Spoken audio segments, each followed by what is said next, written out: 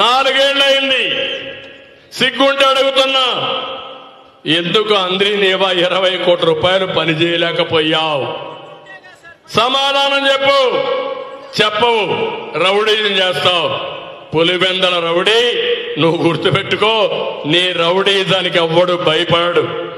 మీరు ఒకసారి చూడండి, బాబాయిని గొడ్డలిపోటుతో లేపేసి గుండెపోటుగా చిత్రీకరించిన పెద్ద మనుషుల్ని ఏమనాల తమ్ముళ్ళు? ఇదే పోలీసులు అక్కడ రోషం లేదు, దొంగలు పట్టుకోవాలని, హంతకులు పట్టుకోవాలని. ఇక్కడ నేనేం హత్య చేయలే కదా, నన్ను పట్టుకుంటారు వచ్చి. ఏం చెప్పాలి? నిన్న సుప్రీంకోర్టు చెప్పింది, గంగారెడ్డి బెయిల్ కేసులో ఎవరైతే ఇష్టానుసారంగా చేస్తే కోర్టులకి గంటలు కట్టలేరు, మేము చూస్తాం. చూసి తప్పులు చేసిన వ్యక్తిని వదిలిపెట్టమని అత్యున్నతమైన న్యాయస్థానం సుప్రీంకోర్టు చెప్పిందంటే అది ఒక్కటి చాలు తమ్ముళ్ళు. ఈ పోలీసులకు సిగ్గు ఉండాలి, ఈ ముఖ్యమంత్రికి సిగ్గు ఉండాలి. అంటే వీళ్ళు ఒకటే అనుకుంటున్నారు, ఈ రోజు గడిస్తే సరిపోతుంది అనుకుంటున్నారు.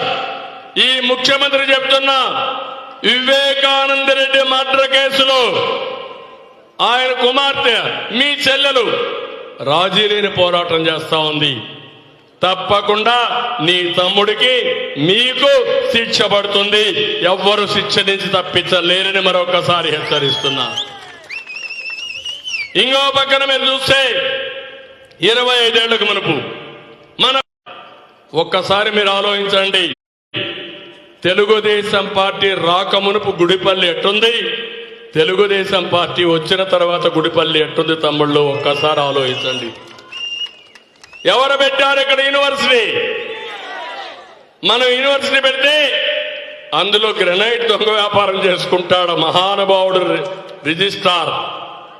ఆయనకి భారతరత్న అవార్డు ఇవ్వాలి, గొప్పోడు కాబట్టి. అదే మాదిరిగా ఇక్కడ చూస్తే స్కూల్స్ పెట్టాం, జూనియర్ కాలేజీ పెట్టాం, డిగ్రీ కాలేజీ పెట్టాం. ప్రతి ఒక్క ఊర్లో ఎలిమెంటరీ స్కూల్ అన్ని పెట్టి గుడిపల్లి వెనకబడి ఉంటే ఒక మంచి మండలంగా తయారు చేయడానికి తెలుగుదేశం పార్టీ కృషి చేశాం.